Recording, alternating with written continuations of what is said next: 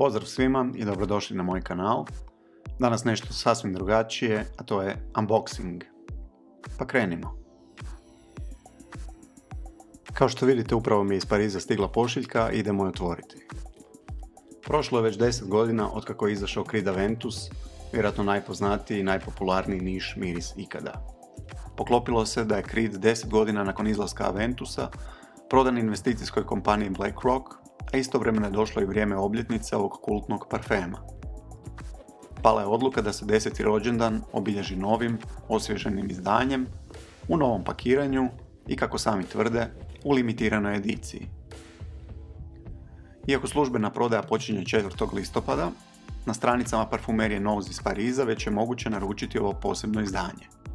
Moram reći kako je pošiljka iz Pariza stigla ekspresno avionom, doslovno u jedan dan, a na poklon sam dobio ovih 6 besplatnih uzoraka parfema po mom izboru, uz besplatan shipping. Kao što vidite, sve je čvrsto i sigurno zapakirano, a unutra je kutija s parfemom, uz koju sam dobio i blotere, odnosno trakice za testiranje. Kako možete vidjeti i sami, kutija ovog obljetničkog Aventusa vrlo je slična uobičajenoj kutiji, a na donjoj strani možete vidjeti i batch code, evo upravo ovdje. A ovi srebrni trokutići predstavljaju srebrne vrpce za šivanje, koji simboliziraju povijesno nasljeđe kompanije Creed, jer je James Henry Creed navodno osnovao kao krojačku manufakturu. I idemo napokon otvoriti novi Aventus. Zanimljiva stvar je ovaj celofan koji upravo skidam, kojeg na starom Aventusu nije bilo. Dapače, celofan na kutiji Aventusa bio je do sada znak za uzbunu, jer je to značilo da ste kupili kopiju ovog parfema. Kada otvorite kutiju, evo i standardnih fotografija Jamesa i Oliviera Creeda, koji su zaštitni znak svakog Creed proizvoda. A sada ono najbitnije, bočica novog Aventusa. Ova mat crna boja izrazito podsjeća na Green Irish Tweed, a promjena je ovaj srebrni čep umjesto dosadašnjeg crnog. S donje strane piše da je proizveden u Francuskoj, poleđina je slična kao i na starom Aventusu, a čep škripi i dalje kao što je škripao i prije.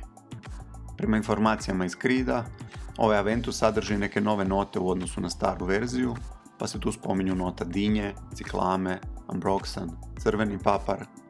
Međutim, ja uvijek najviše vjerujem svome nosu, pa mislim da je krajnje vrijeme da probam ovaj novi Aventus i da vam kažem koji su moji prvi dojmovi.